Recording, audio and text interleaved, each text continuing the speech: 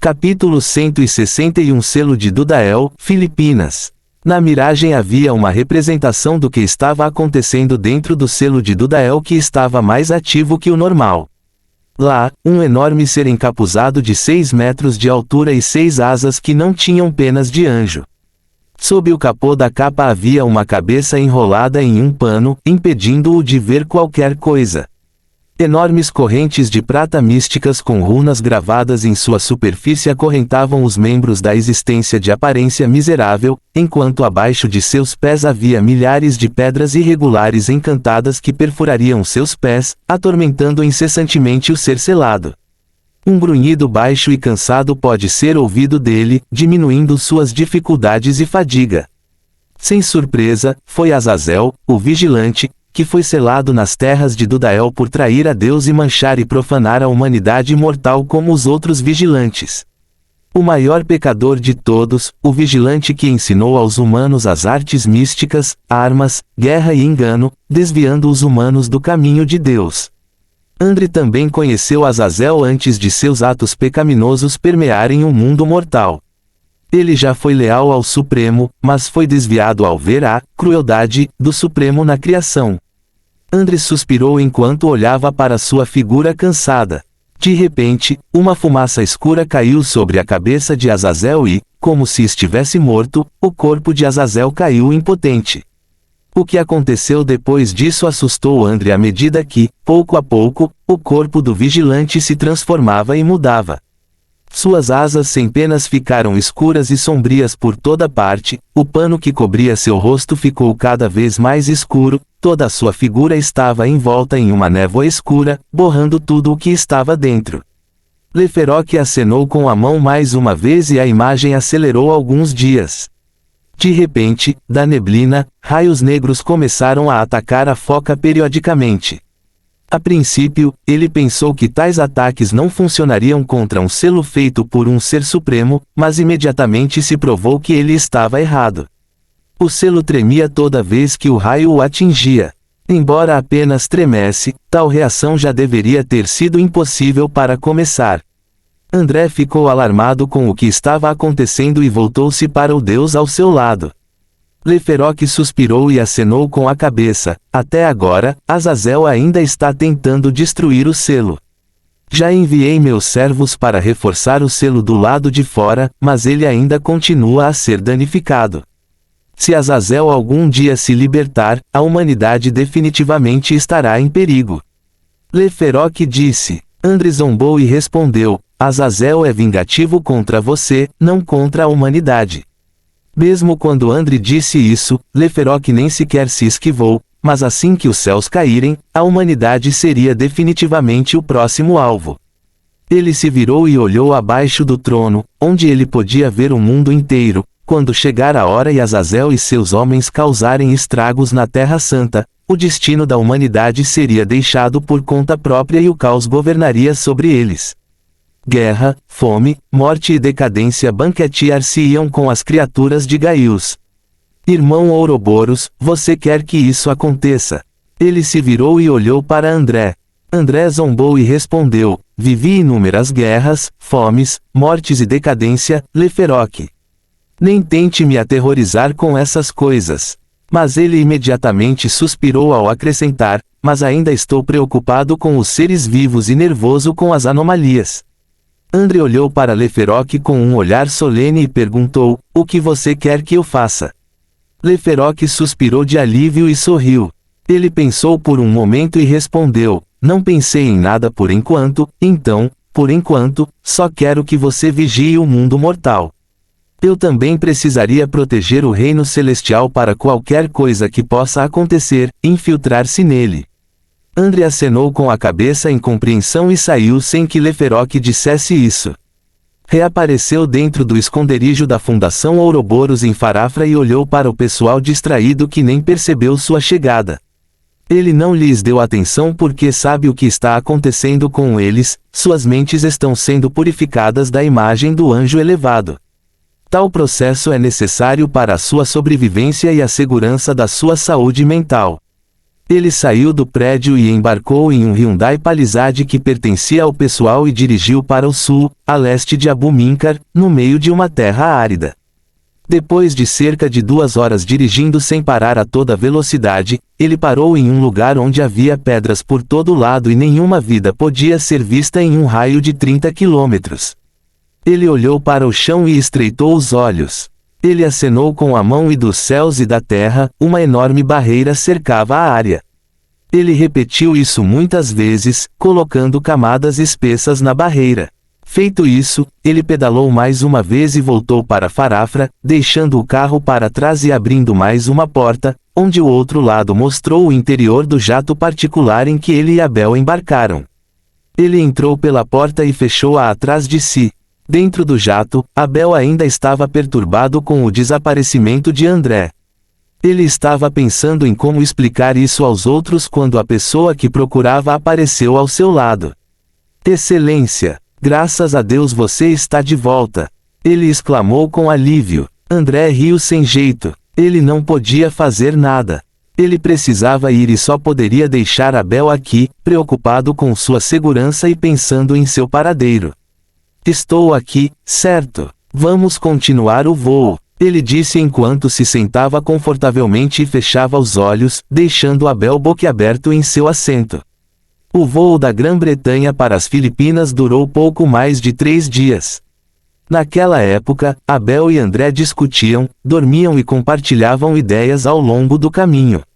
O avião também tinha gasolina suficiente para toda a viagem, então o voo foi direto e tranquilo.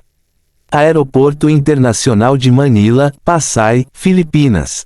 Quando chegaram ao país e desceram do avião, foram imediatamente recebidos por soldados vestindo uniformes de blusa. Saudações, Excelência! Você voltou! A pessoa na frente se curvou. Ele tinha uma constituição volumosa e seu traje militar era adornado com inúmeras medalhas. Sim, já faz muito tempo, General Fajardo. André, que tinha um rosto diferente de antes e uma aparência mais velha, acenou com a cabeça para ele. Ao ouvir seu soberano cumprimentá-lo, o general Fajardo sorriu satisfeito. O general Fajardo foi um dos soldados que lutou em diversas batalhas contra soviéticos e japoneses. Ele foi um soldado que foi promovido a general na Batalha do Vietnã por ter salvado 300 soldados filipinos e 500 soldados estrangeiros e os levado a derrotar milhares de soldados do partido inimigo, tornando-se um dos motivos das forças aliadas para ganhar vantagem na guerra. O general Fajardo manteve-se orgulhoso e ereto ao saudar o rei e seu representante no governo. Depois dele, os 50 oficiais que estavam com ele ficaram eretos e o saudaram também. André olhou para eles e sorriu. Ele ergueu a mão e saudou-os com respeito antes de largá-la e seguir em frente. Atrás dele, o general Fajardo e seus homens olhavam em sua direção e marchavam ao seu lado. Do lado de fora, inúmeros repórteres invadiram as barreiras ao receberem a notícia de que o rei retornaria ao país. Do lado de dentro, um soldado saiu e gritou antes de recuar ao lado. Há muito que André mudou para seu traje cerimonial, um blazer azul e calças iguais às do general, mas a marca do ombro é uma dragona tradicional e tem um símbolo diferente, um símbolo de um sol em vez de estrelas. André olhou em direções diferentes e curvou-se para eles. Os repórteres, não querendo perder nada, tiraram fotos dele repetidamente. Cada canto do local estava repleto de guardas e soldados, evitando que qualquer acidente acontecesse. Os soldados que o cumprimentaram também deram um passo à frente e impediram que alguém se aproximasse.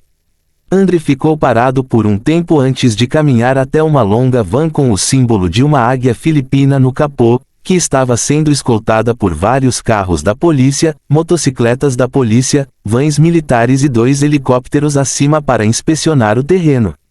Nas notícias, sua chegada se espalhou por toda parte. A sua chegada foi valorizada porque visitava o seu país pela primeira vez em 5 anos. Alguns cidadãos dizem que ele era um líder incompetente, enquanto outros argumentam que ele já fez muitas coisas. As opiniões divergentes sobre o atual soberano aumentaram muito. Enquanto os cidadãos estavam em conflito, André assistiu enquanto diferentes pessoas falavam mal umas das outras apenas por causa de opiniões divergentes. Depois de um tempo, dirigiram-se ao Palácio Malacanang, onde o presidente, o vice-presidente, os membros do Congresso e os funcionários do palácio estavam do lado de fora, esperando para recebê-lo. A van parou em frente ao prédio branco e antigo. O guarda-costas sentou-se ao lado do motorista, desceu e abriu a porta com sincero respeito. Fim do capítulo. Capítulo 162. Decisão chocante, Sultanato. Assim que André saiu do carro, foi imediatamente saudado pelas pessoas do palácio. Saudações, Excelência! Saudações, Excelência! André acenou para eles em sinal de reconhecimento e avançou para entrar em Malacanang. No interior, todo o Congresso e a casa do presidente reuniram-se na sala de jantar do palácio, sentados num padrão oval. Excelência, você já se viu há muito tempo. Por que você voltou? Um dos senadores disse sem levar em conta o respeito. Senador Chaves, veja como você expressa as coisas. O presidente, um homem na casa dos 50 anos, retrucou em tom baixo e rosto severo. Ele então se virou para André e brilhou com os olhos. Excelência, tenho certeza que você tem seus motivos para voltar. Olhando para isso, André nem teve ocorrência no rosto. Na verdade, seus olhos até revelaram uma pitada de desgosto ao olhar para a atitude pretensiosa do presidente. Você deixou o sultanato atacar os portos do sul do estado e está me perguntando por que estou aqui. Ele questionou com indiferença. Se todos vocês pudessem ser competentes, eu não teria necessidade de voltar aqui tão rapidamente. Ao dizer isso, todos ficaram com cara feia. O presidente também não poderia deixar de reagir, mas logo reprimiu em uma cara sorridente. Excelência, não deveria dizer isso assim. Durante anos, o sultanato desenvolveu-se muito. Eles também conquistaram alguns territórios no sul, por isso não poderíamos deixar de estar numa posição defensiva. O presidente explicou com uma voz que André achou tão desagradável para os ouvidos. Então, você assumiu uma posição defensiva, mas fez com que nosso sul fosse tomado pelo inimigo. Que tática defensiva é essa? André zombou friamente. O quê? A sua próxima tática defensiva é entregar a capital ao sultanato. O presidente ficou boquiaberto de raiva e desamparo com a resposta de André. Vossa Excelência. Armando Zamora. Isa Kang Valang ria. Você não tem vergonha. André gritou de raiva. Vossa Excelência. O presidente Armando levantou-se abruptamente com uma expressão feia. Você não pode simplesmente me chamar assim mesmo sendo o rei. Ele gritou de raiva. Posso falar assim não só porque sou um rei, mas porque sou mais esperto que você, idiota. André gritou de volta. Mesmo que eu não esteja presente neste estado, não presuma que não conheço o mal que ferve no fundo de suas veias. Você se lembra de sua falecida esposa, Anita? Os olhos do presidente Armando se arregalaram quando André mencionou sua esposa. Ou o que você quer dizer? Ele gaguejou. Fui eu quem ordenou o suposto acidente dela e do seu filho para avisá-los de corromper e acabar com a arrogância deles dentro do meu país. Até lhe enviei uma carta para avisá-lo, mas o que você fez? André zombou enquanto continuava. Você continuou com sua corrupção oculta como se nada tivesse acontecido. Você só parece um Buda sagrado por fora, mas não passa de um espírito maligno por dentro. O país teve um orçamento de 500 bilhões de dólares nos últimos 5 anos em que estive fora, mas o que aconteceu? Nem metade alcançou os projetos que poderiam potencialmente fortalecer a economia do Estado. Países estrangeiros. Então, você está dizendo que não posso chamá-lo de um pedaço de merda sem vergonha. Já estou farto de você. Neste momento, todos já estavam no caos. Eles não esperavam que o rei descobrisse o que eles estavam fazendo e ficaram instantaneamente assustados. Abel. Ele gritou. Sim, Excelência. Dando um passo à frente, Abel inclinou-se para ele, esperando sua ordem. Quero que você conte imediatamente ao povo tudo o que esse presidente deles fez usando a influência da sede do poder. Depois disso, expulse ele e seu partido no governo e prenda-os. Ele ordenou friamente. Sim, Excelência. Abel assentiu afirmativamente e pegou seu tablet. Excelência, não. Ao ouvir o que o rei quer fazer com eles, os congressistas imediatamente se ajoelharam e imploraram por misericórdia. Não faça isso conosco, por favor. Vou imediatamente testemunhar contra o presidente Armando, tudo bem. Tenha piedade de nós, por favor. André olhou para eles com fria indiferença. Ele zombou de seu comportamento de duas caras com desgosto. Não quero sanguessugas dentro do governo onde estou no comando. Ele se virou para o general Fajardo e ordenou: tire esses parasitas. Não quero ver nenhum de seus rostos dentro de Malacanang. Afirmativo, Excelência. O general Fajardo respondeu imediatamente. Há muito que ele estava insatisfeito com os chefes do governo. Tendo a oportunidade de expulsá-los pessoalmente, ele ficou emocionado. Levem-nos, rapazes. Ele comandou os soldados atrás dele. Com a ordem, todos os que estavam envolvidos em corrupção foram imediatamente presos, de acordo com as ordens do soberano. Depois disso, notícias sobre a corrupção e a prisão dos chefes foram veiculadas em todos os canais de notícias da televisão nacional. Todos ficaram chocados e furiosos ao descobrir as coisas vergonhosas que o ex-presidente fez. Anak NG Tokwanamang presidente Ian O. Aquele filho da puta do presidente. Achávamos que ele era um líder bom e honesto. Não sabíamos que ele era uma raposa feia por dentro. Nós lhe dissemos que aquele seu, gentil presidente, é uma porcaria. Ele até colaborou com aquele vice-presidente estúpido que estava sempre dando promessas quebradas. Uma hora depois, o palácio convocou uma conferência de imprensa. Pedimos desculpa pela demissão abrupta dos líderes do gabinete. Ainda esta tarde, o rei Andras Maharlika assumiu a governação plena do país, causando a suspensão abrupta de todo e qualquer funcionário que estivesse envolvido na corrupção da nossa grande soberania. Nosso rei, agora com autoridade absoluta sobre a governação dos militares e do Estado, não tolera e certamente não tolerará quaisquer questões de corrupção sob o seu governo imediato. Abel, porta-voz do rei, disse diante da imprensa. Ele então continuou: o ex-presidente Armando Zamora cometeu uma grande quantidade de atos inescrupulosos em seu tempo no poder.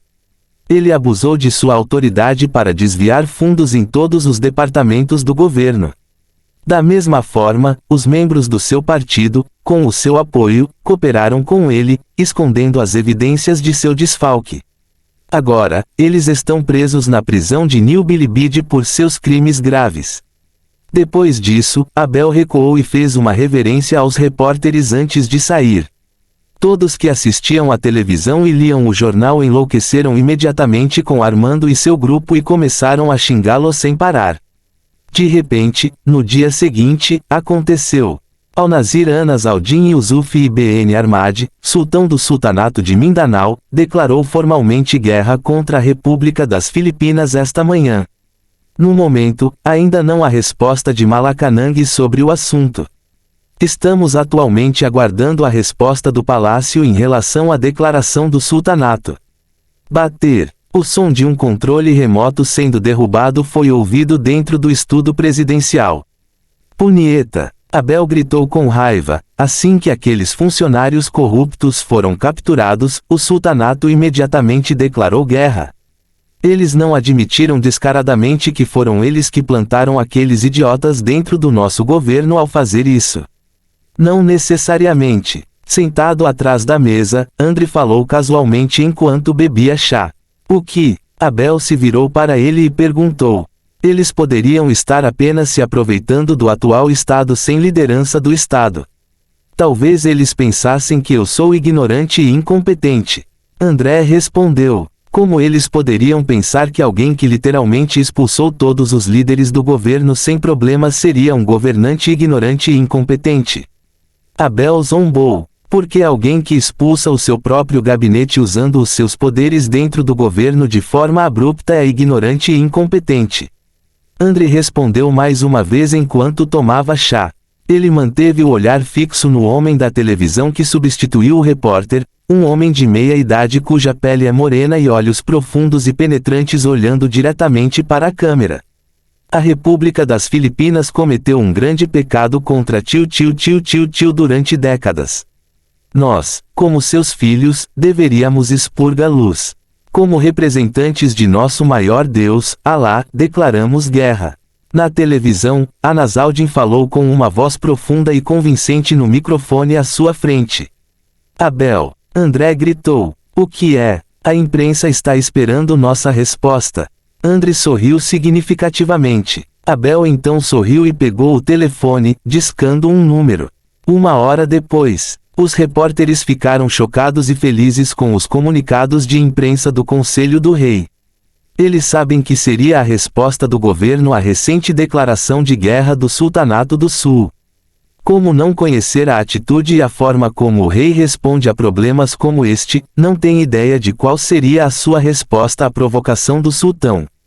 Agora, no grande salão cerimonial de Rizal, os correspondentes de imprensa, jornalistas e todos os meios de comunicação aguardavam a chegada da porta-voz do rei, Abel Montemaior. Fim do capítulo.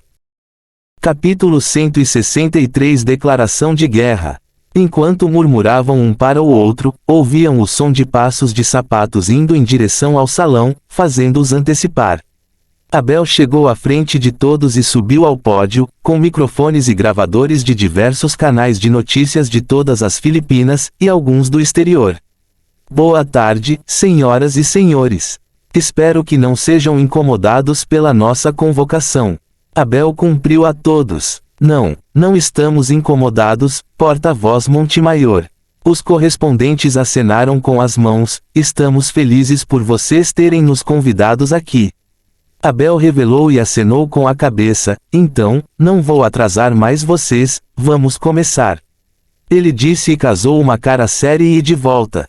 Boa tarde, companheiros filipinos. Nós, o Conselho do Rei, reunimos todos vocês aqui hoje sobre a questão da declaração prévia de guerra do sultão Anasaldin de Mindanao. Consideramos isso uma séria ameaça à paz e à ordem que os primeiros presidentes estabeleceram entre os dois países. Como resultado, o rei Andras VI irá intervir para se dirigir ao povo do seu país. Abel anunciou. Mesmo deixando a mídia digerir o que ele disse, Abel desceu do pódio e foi para o fundo. De repente, para seu choque, André apareceu caminhando com majestade em direção ao salão com guardas reais vestindo uniformes militares azuis caminhando ao seu lado atrás dele. Ele, por outro lado, vestia seu traje cerimonial, um terno real branco com bordados dourados, nós e broche no peito. Uma capa branca presa aos ombros por uma ombreira dourada descia em cascata até a panturrilha. Um distintivo estava preso em seu terno, um escudo cercado por uma coroa de louros com uma águia. Ao redor da águia havia uma coroa europeia com 4 estrelas no meio, simbolizando o rei real da monarquia filipina. Embora seu rosto seja o de um homem de 60 anos, seu porte magnífico e sua bela aparência de seus primeiros dias ainda podiam ser vistos. Outra pessoa estava atrás dele. Era um jovem adulto de 25 anos com aparência semelhante à de André. Ele tinha um rosto incrivelmente bonito e cabelos pretos longos e ondulados que desciam pelas laterais e cobriam suas orelhas. Ele tinha olhos penetrantes e seu jeito de andar era galante, com o porte de um verdadeiro membro da realeza. Embora fosse mais pálido do que outros filipinos, sua tez e aparência ainda se aproximavam de sua nacionalidade, embora contivesse algumas partes estranhas. Ele vestiu um terno jeans azul com uma parte interna branca e uma fita de cor semelhante à do terno. Ele também tem ornamentos semelhantes aos de André, exceto que seu distintivo não tinha a coroa de louros e as 4 estrelas.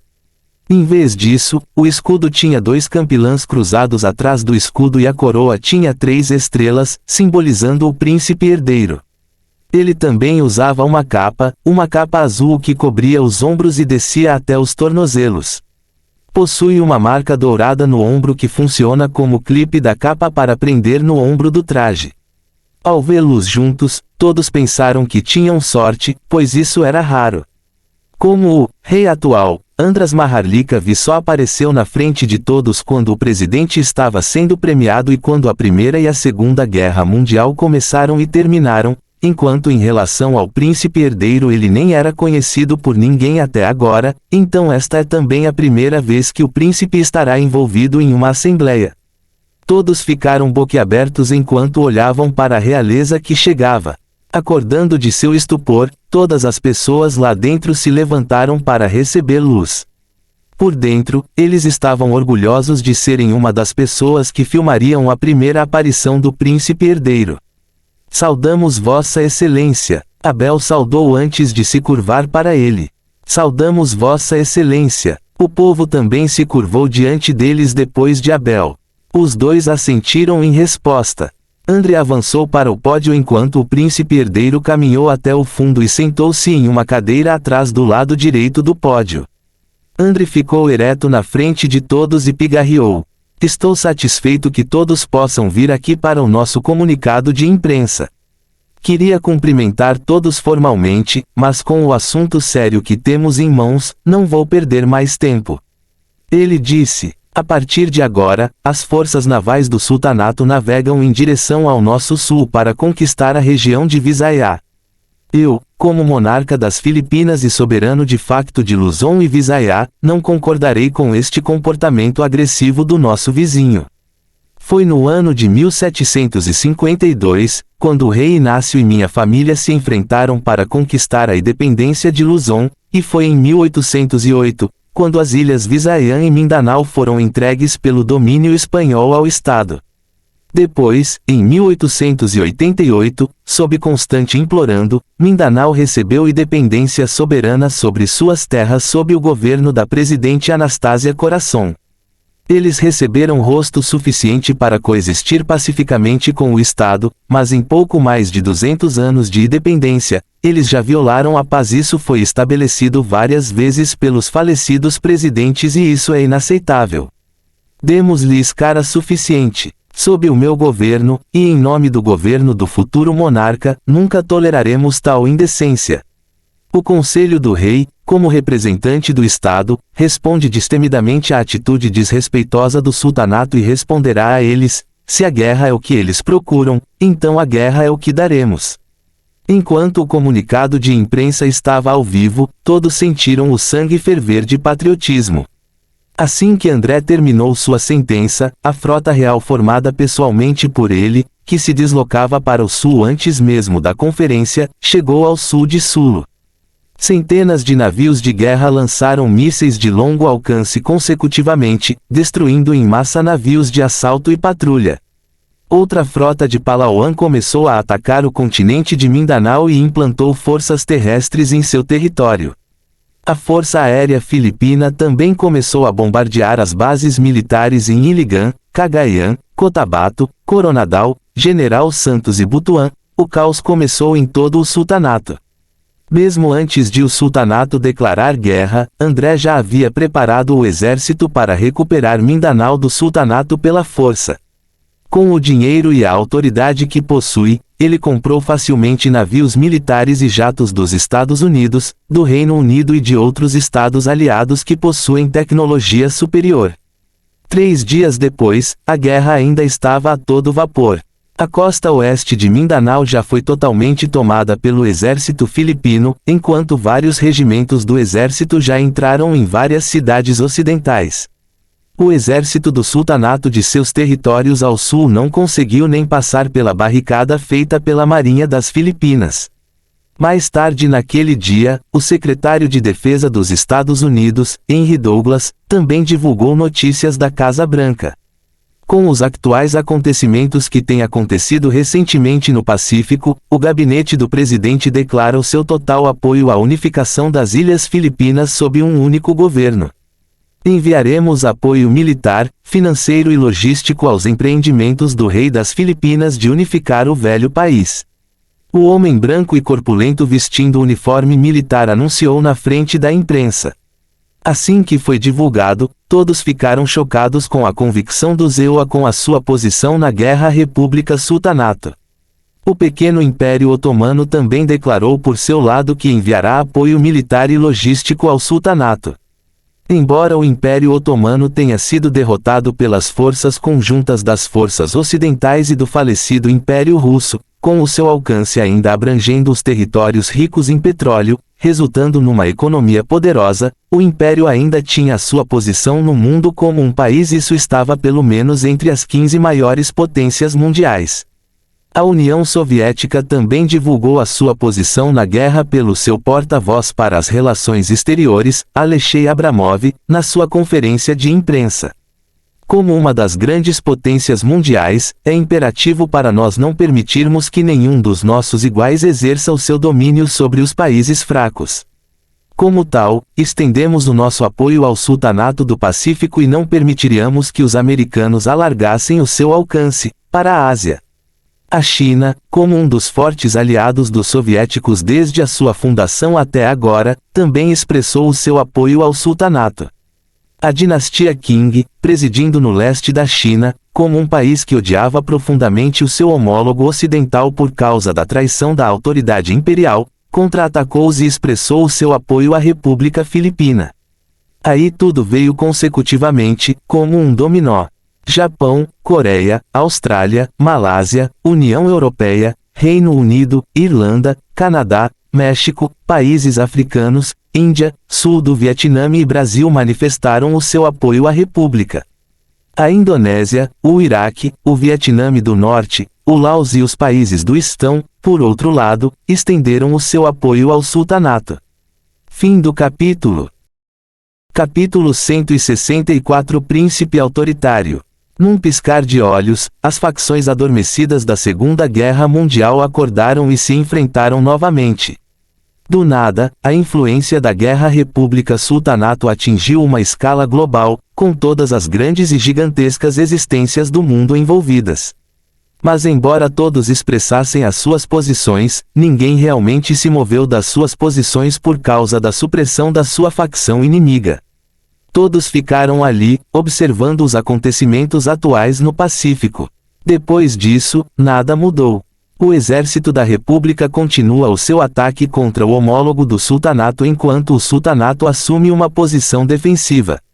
Uma semana depois, vendo que estavam totalmente encurralados pelo inimigo, com a capital, Davao, sendo sitiados pelo exército, força aérea e fuzileiros navais filipinos, bombardeados por fogo de artilharia e bombas, o sultanato só conseguiu agitar relutantemente a bandeira branca contra o topo de sua mansão no sultanato. Com isso, a guerra foi colocada em cessar-fogo. O príncipe herdeiro, acompanhado pelo secretário de defesa nomeado Carmelito Diosdado, voou para a capital do sultanato para conversar com o sultão. Com eles, alguns repórteres que tiveram coragem de ir voaram em seus próprios helicópteros. Eu saúdo você, Sultão Anazaldin. O príncipe herdeiro cumpriu-se curvando-se gradualmente. Ele vestia seu terno real azul com dignidade e orgulho enquanto enfrentava o sultão de aparência abatida. Além disso, câmeras dos meios de comunicação foram instaladas para filmar as negociações ao vivo. Embora parecesse abatido, Anazaldin ainda tinha olhos penetrantes que podiam causar arrepios na espinha. Ele olhou para os repórteres e voltou para o príncipe herdeiro, o que o rei quer para que a paz retorne. Ele disse, renderizar. O príncipe herdeiro respondeu diretamente, desista do sultanato em Mindanao, retire-se para Sabá e nunca mais volte. Eu não posso fazer isso. O sultão Anazaldin respondeu com raiva. O rei já lhe deu cara suficiente, sultão. O príncipe herdeiro afirmou friamente. Se não fosse por ainda termos que agir com decência, teríamos continuado atacando mesmo se você agitasse a bandeira branca para o mundo inteiro. Ainda assim, o olhar do sultão foi evidentemente suportado em manter Mindanao. Depois de um tempo de silêncio, o príncipe herdeiro concedeu significativamente, então, outra oferta, e esta é definitiva. O príncipe herdeiro citou, o que deu um mau presságio ao sultão. Entregar todo o território do sultanato, de Mindanao a Sabá. Dê-nos 300 milhões de dólares como compensação e deixe o Pacífico. Sem perguntas, e não estou indicando que você aceitou esta oferta. Você não tem uma escolha. O príncipe herdeiro afirmou com orgulho firme. Ao ouvir isso, Anasaldin empalideceu. Você não pode fazer isso. Ele gritou. Eu posso. O outro zombou. O que nos impede de fazer isso? Atualmente controlamos Mindanao, nosso exército já está na capital, as frotas navais estão posicionadas em Sabah e temos forças suficientes para pisotear o sultanato, alguns dias para colocar o sultanato de pé.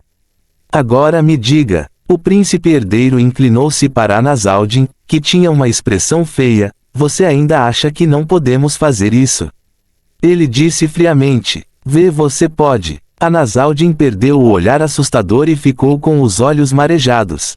A sensação de impotência tomou conta dele e parecia insuportável. O príncipe herdeiro sorriu satisfeito e levantou-se. Assalamu alaikum, sultão. Ele se curvou em sinal de respeito. Alaikum assalam. Anasaldin cumprimentou relutantemente o príncipe. Depois disso, o sultanato finalmente se rendeu. O sultanato se desfez e deu todas as suas terras à república.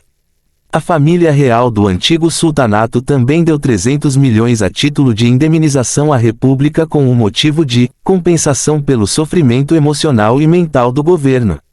A família real foi então ajudada pelo conselho do rei, transportando-a para o pequeno Império Otomano. Embora o Império Otomano estivesse insatisfeito com os resultados finais, eles não puderam fazer nada, temendo que a reação pudesse voltar para eles.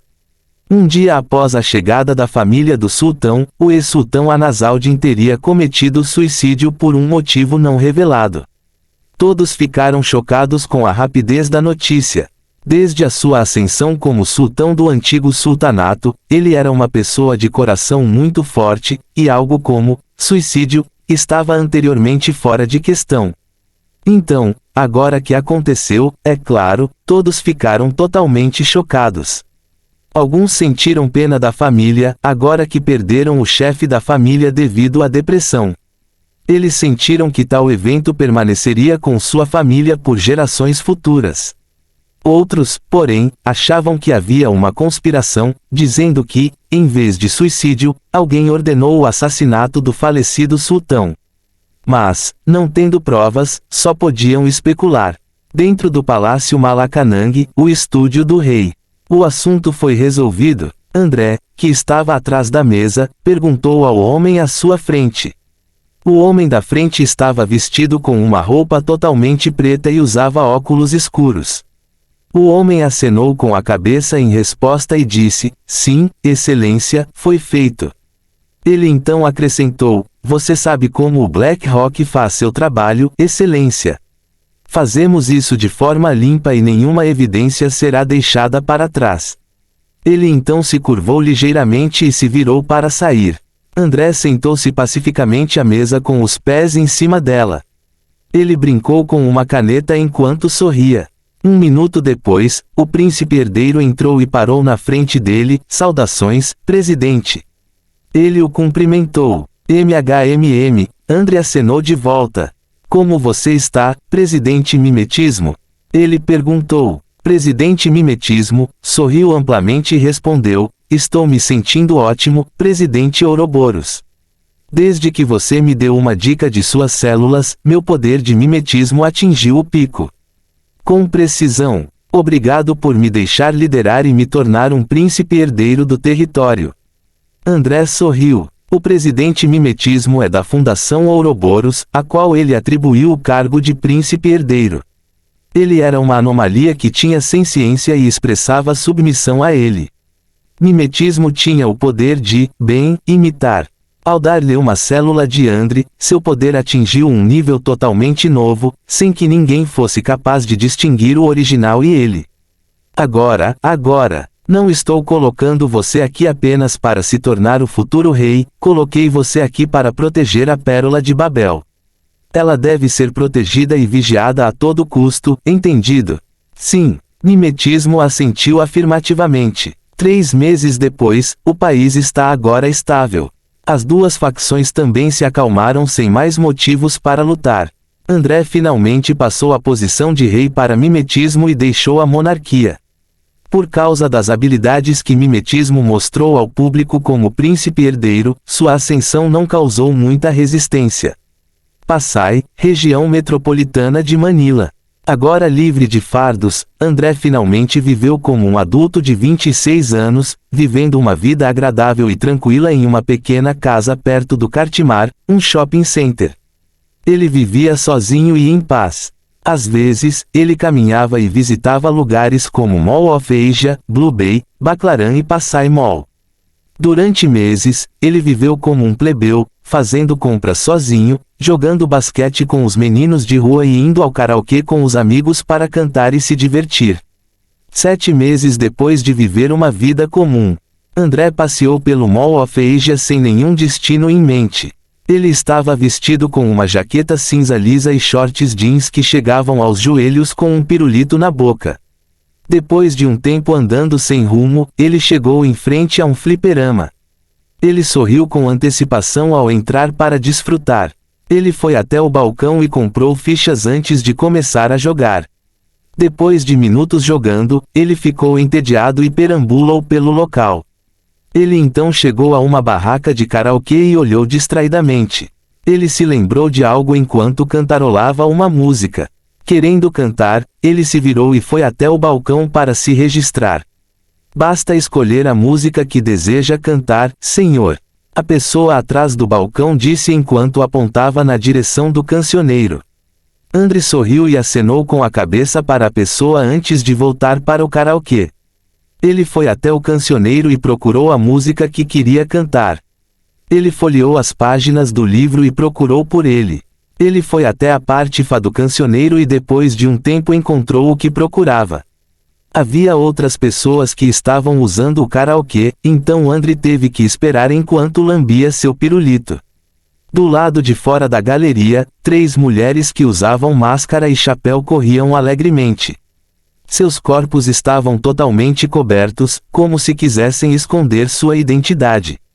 Perto deles, 3 coreanos seguravam suas coisas para eles. Por que não tentamos jogar?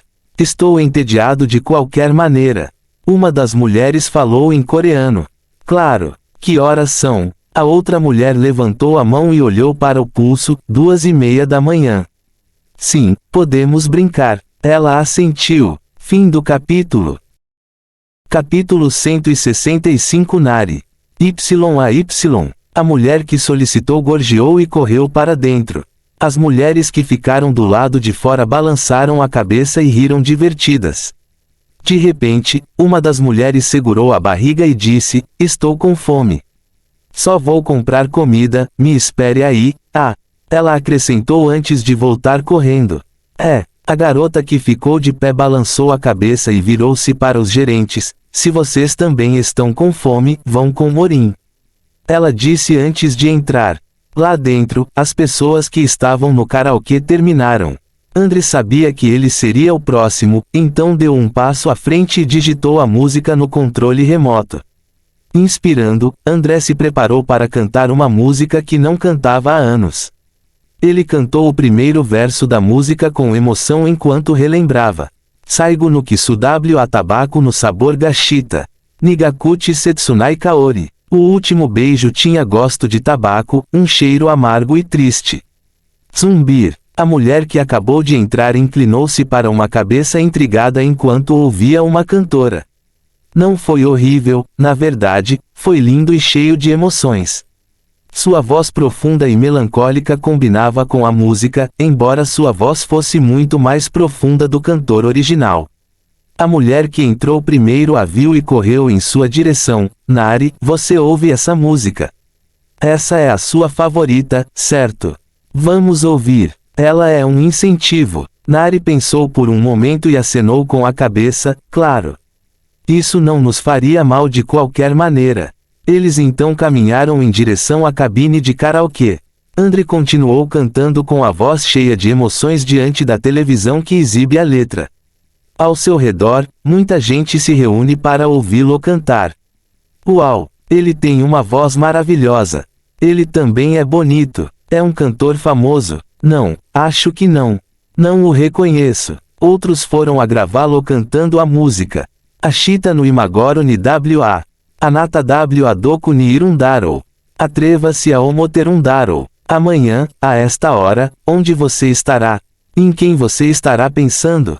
De repente, na televisão, o vídeo de fundo mudou para a foto de uma japonesa loira que tinha uma verruga na ponte do nariz. Seus olhos olharam para a frente com um sorriso feliz. Para as pessoas ao redor, o olhar dela era hipnotizante, mas para André era como se o olhar dela pudesse ver suas emoções profundamente escondidas. Coincidentemente, a música chegou à parte do refrão. Com a música e a foto na frente dele, seus olhos não puderam deixar de lacrimejar quando imagens de um relacionamento feliz vieram à sua mente. Você sempre será o meu amor. Its uka ousa kaparamata koinyoshitimo. Vou lembrar de amar. Você me ensinou como. Você sempre será meu amor, mesmo que eu me apaixone por alguém mais uma vez. Vou me lembrar de amar, você me ensinou como.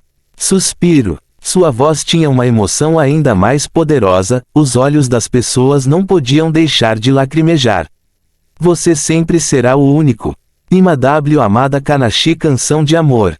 Atarashi uta utaeru feito. Farejar. Sons audíveis de fungadelas e choro podiam ser ouvidos ao redor. Por que estou sentindo isso? Eu não entendo, mas por que estou chorando? Estou com saudades de você, Andrea. Estou solteiro desde que nasci. Por que estou chorando por causa de uma canção de amor? Ainda te amo. O coração de Nari não pôde deixar de doer sem motivo. Por que estou sentindo isso de novo? Ela pensou consigo mesma que ele apertou seu peito. Seus olhos também lacrimejaram e lágrimas escorreram por seu rosto. A garota que estava ao lado dela estava chorando quando se virou e viu Nari. O que está acontecendo? Sua doença está atacando de novo. Ela perguntou nervosamente enquanto ajudava Nari a se levantar. E eu acho que é a música. Nari respondeu enquanto suprimia a dor. Ela enxugou as lágrimas do rosto e olhou para o homem à sua frente. Então vamos embora. Vamos fazer isso. A mulher disse e agarrou o pulso de Nari, arrastando-a para longe, mas Nari resistiu. Espere, Nezumi. Ela disse, quero ficar e ouvir. Nezumi ficou boquiaberto e pensou, por que você vai ficar se sabe que isso está te machucando? Neste momento, Nari estava completamente focada no homem que cantava na frente. Andre continuou a cantar, apertando o microfone com mais força à medida que mais memórias ressurgiam das profundezas de sua mente. Andre-senpai, você pode me ensinar isso? Por favor, tio. Andre-senpai, vamos correr no parque de novo. Andre-senpai, você é muito rápido. Espere por mim, tio. Andre-senpai, a lua está linda, não é? André, você não vai me deixar, certo? Andre, eu entrei na audição. André, me apoie onde quer que eu vá. Eu confio em você. Prometa-me que você nunca vai me deixar. Promessa. Lágrimas escorreram pelos seus olhos. Tashidomaru Jikanga. Ugoki Dazoto Shiteru. O Ajureta Kunai Kotobakari. Ashita no Imagoro Niwa. O Otashi w Akito Naiteru. Anata o Omoterundaro. Andre respirou fundo e enxugou as lágrimas do rosto. Sua voz tremia enquanto ele continuava a cantar. Você sempre estará dentro do meu coração. Its anata daqui no baixo garu cara. Espero que eu também tenha um lugar no seu coração. Agora e para sempre você ainda é o único. Ima w amada kanashi canção de amor. Atarashi uta utaeru feito. Ele se preparou para continuar, mas antes que pudesse fazê-lo, uma voz de mulher soou no alto-falante cantando a música. Andre arregalou os olhos e se virou. Lá, uma mulher com máscara e boné segurava um microfone enquanto olhava para a televisão antes de se virar para ele. Ela avançou enquanto continuava a cantar. Você sempre será o meu amor. Itsuka darekato mata koiniokitemo. Vou lembrar de amar, você me ensinou como. Acordando de seu estupor, André cantou com ela enquanto mantinha o olhar fixo na mulher. Você sempre será o único. Canção de amor de Mada Kanashi. Agora e para sempre. André e Nari se entreolharam e enquanto suas vozes estavam em harmonia. De repente, lá de trás, Morin, a mulher que pegava comida, chegou e tocou em Nezumi, Ei, o que está acontecendo aí? Ela perguntou. Nari subiu e cantou junto com aquele cara ali. Nezumi sussurrou para Morin. Morin ficou intrigado e olhou para o homem. Seus olhos se arregalaram quando uma expressão chocada apareceu em seu rosto. Ei, onde você está indo? Nezumi gritou enquanto Morin corria em direção ao karaokê. Até agora, Andri e Nari ainda estavam se olhando quando Andri percebeu algo. De repente, ele deixou cair o microfone e perdeu o controle. Nari. Percebendo isso, Andri se virou e saiu correndo, o que chocou Nari. Como ele me reconheceu? Ela pensou. De sua visão periférica, Nari viu uma figura correndo para onde Andri corria. Mais tarde, Nezumi foi até ela, ofegante. Nari, ela é louca. Quem? Amanhã. Nari engasgou e olhou para a figura desaparecida de Andri e Morin com perplexidade. Ao longe, André corria rápido e parou quando achou que já havia chegado longe o suficiente. Relaxando o corpo, ele caiu encostado na parede com remorso e profunda melancolia. De repente, ele se sentiu segurado pela gola e levantado. Seu bastardo! Você estava aqui o tempo todo! A voz de uma mulher gritou com ele de raiva. Como os olhos de André já estavam cheios de água, ele não percebeu quem era a mulher. Ele piscou com força para tirar as lágrimas dos olhos e as enxugou, tendo uma visão clara de quem era. Morin, como? Sim, sou eu. Morin gritou com raiva. Já se passaram mais de 5 anos desde que você a deixou, mas você nem a visitou uma vez. Deixe-a lembrar de você novamente. Como você se lembrou de mim? Achei que tinha feito todo mundo esquecer. André perguntou com descrença. Os olhos de Morin se arregalaram quando ela o ouviu. Você realmente é a razão disso. Achei que estava delirando. Ela ficou ainda mais irritada ao se lembrar de tudo o que aconteceu com ela. Passei os últimos 5 anos pensando que já estava bravo, e você era apenas uma imaginação ou um personagem dentro do meu sonho. No dia seguinte depois que você saiu, fui ao edifício Ipente, descobrindo que todos se esqueceram da sua existência. Perguntei a Nari sobre isso e ela também ficou confusa. Passei anos e anos pensando comigo mesmo que você é apenas uma imaginação, algo que está fora do meu entendimento. Eu já estava seguindo em frente e esquecendo a memória de você e Nari juntos, mas agora, aqui está você. Ela rosnou para ele. Por quê? Porque você não a visitou? Desde que você saiu, ela sempre teve o coração dolorido por algum motivo que eles não sabem. Achei que ela estava doente, mas agora tenho certeza de por que ela está se sentindo assim. Aspas. Você a fez esquecer. Fim do capítulo. Capítulo 166, A Ira Antiga. Você fez esquecer. Você fez todo o mundo esquecer da sua existência, mas não sei por que ou como. Por que você fez esquecer? Algo parecia faltar dentro do coração dela e isso estava fazendo seu coração fazer. Você não sabe quão influentemente poderoso sua existência é para Nari. Eu sei. André murmurou. Eu sei o meu significado no coração dela. Fiz com que ela me acumulou. Então por que você fez ela te amar se você simplesmente iria deixá-la?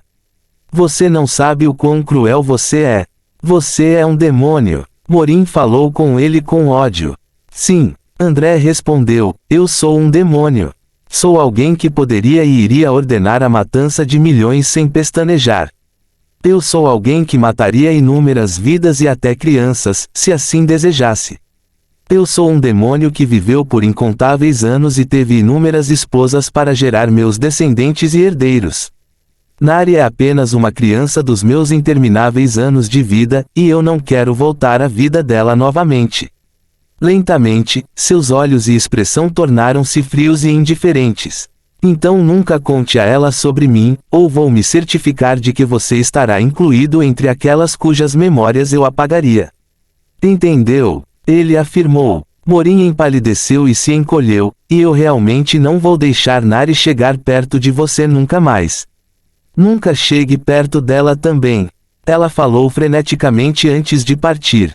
André manteve o olhar fixo na figura dela correndo e, quando teve certeza de que ela realmente havia partido, sentou-se e suspirou tristemente. De repente, uma voz vinda do beco escuro interrompeu seu momento emocionante. Você ainda não desistiu dessa sua mortalidade. Uma voz profunda, mas provocante, disse-lhe zombeteiramente. André olhou para a figura recém-chegada com indiferença. Porque você está aqui, ó, tão brilhante e bonito Deus do trovão. Ele falou languidamente. Por quê? Não posso visitar um velho amigo. A figura riu e se revelou na escuridão. Ele era um homem bonito e masculino de 1,90 m de altura, cuja aparência poderia ser chamada de celestial e divina. Ele tinha uma coroa de louros na cabeça e estava vestido com um longo manto e uma capa que caía em cascata sobre seus ombros e era presa por uma pequena medalha de escudo com um símbolo de relâmpago. Em sua cintura havia um cinto de couro com um símbolo de águia no meio. Embora seu abdômen estivesse coberto com pano, ainda podia ser traçado na lateral que faria homens e mulheres babarem. PSH. Quando eu considerei você, um amigo. André zombou. Boa, boa. O homem riu de alegria. Sério, por que você está aqui? André perguntou mais uma vez. Desta vez, a expressão do homem ficou séria e respondeu: estou aqui para lhe contar mais uma vez sobre o que conversamos há 300 anos. Abandone sua mortalidade e torne-se um deus. André olhou para ele. Já lhe disse centenas de vezes que não quero ser um deus. André repreendeu antes de virar a cabeça para longe dele. O homem ficou em silêncio por um momento antes de falar mais uma vez. Mesmo que você não queira se tornar um deus, isso não deveria ser um problema, não é? Ele perguntou. André olhou para ele. O que é isso? Ele perguntou. Por que você simplesmente não mata ela e todos que acorrentam você neste invólucro mortal? Assim que terminou, ele foi lançado voando para cima enquanto André apertava a mão com força no pescoço do homem e voava, estrangulando-o. Zeus Cronides. André rosnou com profunda raiva. Seu olhar fervia de ira e furor. Os céus ficaram escuros e a temperatura ambiente esfriou. Os elementos no céu ficaram inquietos enquanto tudo se reunia em torno dos dois. As nuvens estalaram com trovões dourados rosa e os olhos de André adquiriram um tom profundo de roxo enquanto milhares de estrelas apareciam em sua superfície. Seu cabelo se arrepiou e cresceu milhares de metros de comprimento, enrolado e espiralado, transformando-se em agulhas afiadas que apontavam para Zeus, o que o tornava lamentavelmente pequeno. A superfície da pele de André se transformou em escamas de dragão e uma aura de realeza o cercou. Os dedos que estrangulavam Zeus ficaram afiados e perfuraram seu pescoço, fazendo com que sangue dourado escorresse. A visão era assustadora para qualquer um, mas como se tudo estivesse normal, Zeus nem sequer se encolheu ou teve expressão de medo. Em vez disso, ele tinha um sorriso no rosto. Você manifestou isso mais uma vez. A ira antiga de Andras Ouroboros, o deus rei das 1000 faces, anos. Não pensei que você ainda tivesse isso dentro de você. Ele falou calmamente. André não respondeu e apenas olhou diretamente para ele.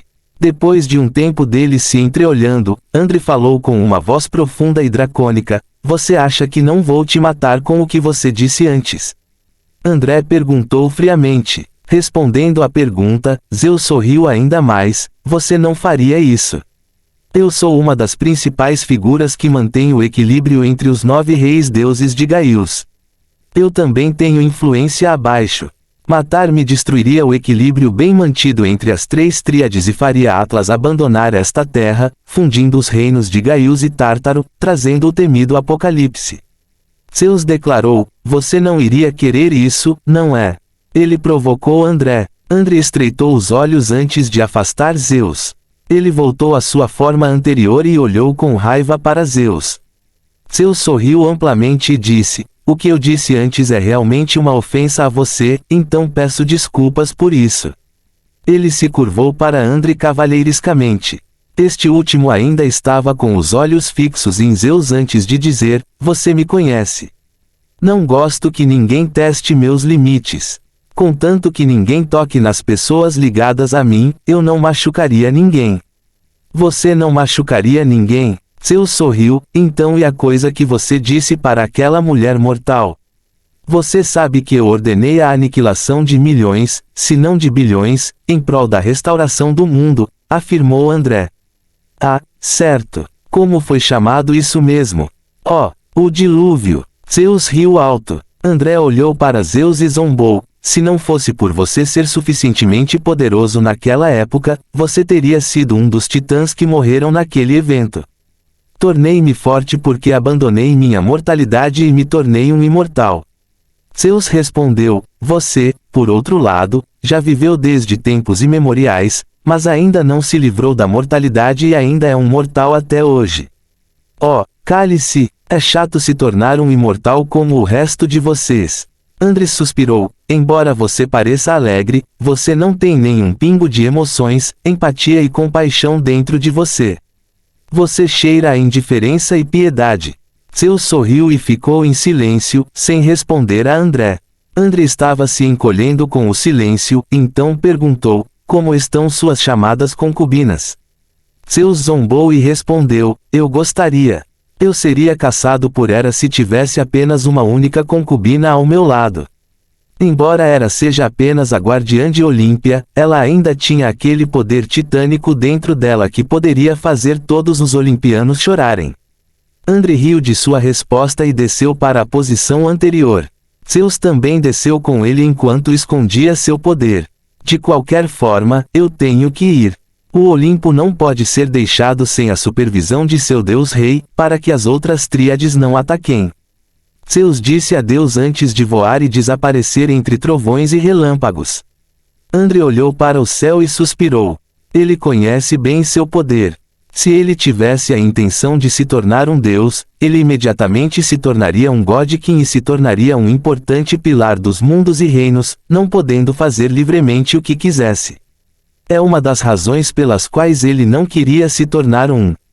Quanto a se livrar de seu invólucro mortal, ninguém entende melhor do que ele o poder que o invólucro mortal possui. Ninguém conhece a verdadeira realidade de um imortal neste reino além dele. Como alguém que viveu além da existência dos reinos, tais formas de obter a imortalidade, eliminando o seu invólucro mortal são apenas uma piada. Mas essa ideia se tornou muito predominante, então ele prefere não contar a ninguém sobre o verdadeiro caminho da imortalidade. Ele então pensou nas 3 tríades que Zeus conhecia antes. Foi a divisão que ele e os 9 reis divinos realizaram milhares de anos após o dilúvio para estabelecer um impasse e uma dissuasão entre as principais potências. As 3 tríades são as seguintes, Eterna, Dourada e as tríades búdicas. A tríade eterna é liderada por Leferoque, Deus Rei do Céu, e tem o imperador de Jade e Visno com ele. A tríade dourada tem Zeus e o Olimpo como seu leme, e com ele eram Odin e Ra, reis deuses de Asgard e o Sol, respectivamente. Fim do capítulo. Capítulo 167. 3 meses. A tríade eterna é liderada por Leferoque, Deus Rei do Céu, e tem o imperador de Jade e Visno com ele. A tríade dourada tem Zeus e o Olimpo como seu leme, e com ele eram Odin e Ra, reis deuses de Asgard e do Sol, respectivamente. Por fim, as tríades búdicas são a única tríade que não tem uma figura de liderança, mas tem os fundamentos mais resultados devidos às suas raízes semelhantes. A tríade consiste em Siddhartha Gautama, o Deus-Rei Tathagata, Buda Amitabha, o Deus-Rei Mahayana, e Buda Vajira como o Deus-Rei Vajrayana. Os 3 resistem aos movimentos um do outro que podem prejudicar o mundo, fazendo com que cada um deles não seja capaz de se mover contra ninguém. Até agora, ninguém se atreveu a atacar ninguém, apenas usando os mortais como peões em sua guerra, não agressiva, entre si. Na era atual, a tríade eterna é a tríade dominante por causa da linhagem de Leferoque. Com os acontecimentos atuais, André já estava satisfeito com a situação e não iria interferir no momento. Depois daquele breve encontro com alguns velhos amigos, André voltou à sua antiga vida normal em silêncio, como se nada tivesse acontecido. O tempo voou e 3 meses se passaram. Ele viu nas notícias que as Filipinas unificadas têm se desenvolvido mais sob a liderança do príncipe herdeiro. Nice, o grupo feminino da Ipente, também se apresentou no estádio Mall of Asia uma vez antes de ir aos Estados Unidos para se apresentar. O Japão e a Coreia também melhoraram as suas relações com a indústria comercial e de investimento em expansão entre eles. Uma guerra no Oriente Médio também eclodiu entre o pequeno Império Otomano e o Egito, apoiado pelos Estados Unidos. Actualmente, a guerra estava a atingir o ponto culminante à medida que o exército naval otomano avançava através do mar Mediterrâneo e as suas forças terrestres capturavam Jerusalém, a cidade fronteiriça do Egito. A Rússia soviética também direcionou as suas forças para o oeste da América, impedindo-os de enviar os seus militares.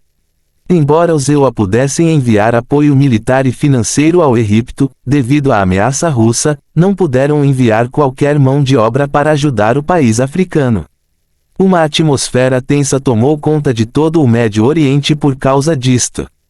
André estreitou os olhos com esta notícia por causa do Azazel corrompido que foi selado nas profundezas do futuro campo de batalha. Ele então pegou o telefone e discou um número antes de colocá-lo ao lado do ouvido. Saudações, presidente. Qual é o seu pedido? A voz ao telefone perguntou. Estabeleça um perigo triplo nível S no perímetro do selo de todos os pecados. Assim que o selo for quebrado, anuncie imediatamente todos os pecados como ser de classe calamidade e reporte-me imediatamente, de mídia que poderia criar angústia nas pessoas, silenciar qualquer um que instigue qualquer coisa que possa prejudicar a segurança da humanidade, chitirichat, blá, blá, blá, etc, etc, você entendeu? André afirmou de maneira séria. Sim, presidente. O homem afirmou antes de André encerrar a ligação. André pensou mais profundamente então, depois de algumas horas, levantou-se e foi para seu quarto. Ele caminhou até o lado da cama e abriu uma gaveta que estava ao lado dela. Dentro havia 5 tiras de pedra místicas e de aparência antiga com nomes. Ele respirou fundo antes de pegar as tiras. Ele então deslizou uma lasca de seus poderes dentro das 5 tiras e, assim que o fez, houve uma reação imediata quando as tiras de pedra se iluminaram e flutuaram no ar. De todo o mundo e abaixo dele, 5 seres arcaicos abriram os olhos adormecidos e levantaram-se de suas posições. Todos olharam simultaneamente para Manila e desapareceram em meio à fumaça e à luz. Diante de André, eles se materializaram e olharam para ele com profundidade. Atualmente, ele está sendo ofuscado pelos 4, com André medindo apenas 1,83 m, enquanto os 5 variam de 2,2 metros a 2,8 metros. Um dos seres que estava a 2,6 metros de altura tinha um capuz escuro e empoeirado caindo na cabeça, cobrindo o rosto da pessoa. Ele olhou diretamente para ele com seus olhos roxos que brilhavam sob o capuz. Atrás dele havia um manto cinza igualmente escuro e empoeirado que descia até a panturrilha. Nos ombros havia um manto de pele de cor suja para se proteger do frio. Por baixo da capa, a pessoa estava vestida com uma pele de couro desgastada com metal enferrujado no peito.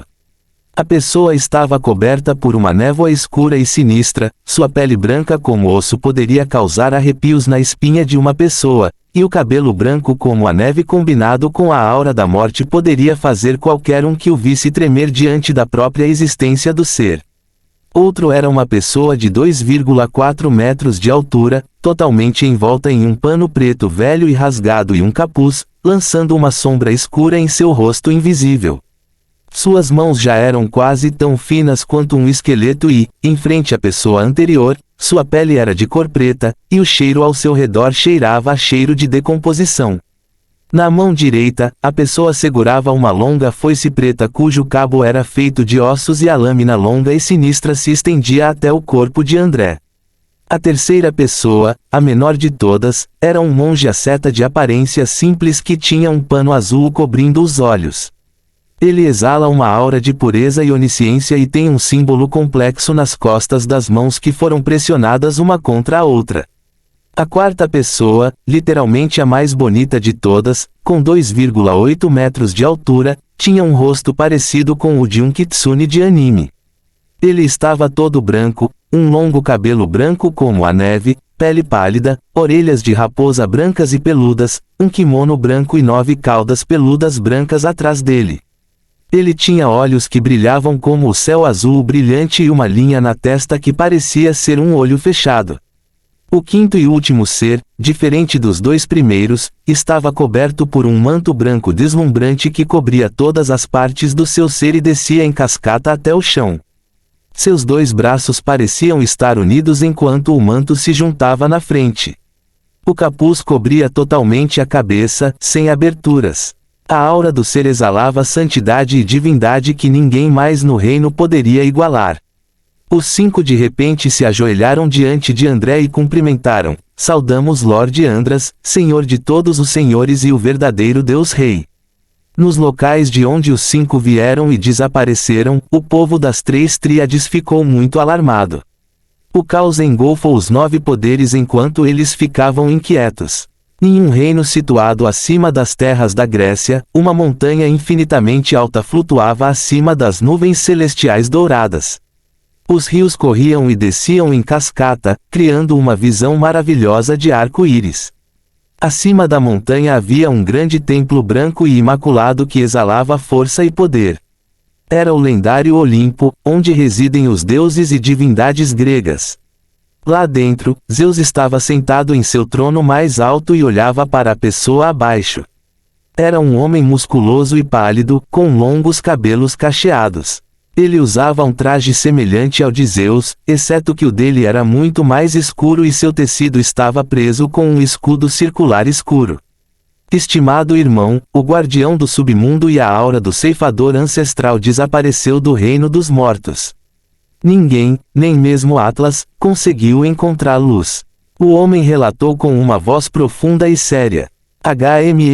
Zeus juntou as mãos e grunhiu com um tom preocupante. Suas mãos tremiam de nervosismo, enquanto pensava no caos que os 2 seres desaparecidos criariam quando fossem libertados das profundezas do submundo. Todos os Godkins sabem que esses 2 seres existiram além da antiguidade. Eles são conhecidos como frios e indiferentes, cumprindo apenas seus deveres como guardiões e protetores do reino dos mortos. Eles nem sequer participaram de guerras entre facções, como se não pudessem se importar menos.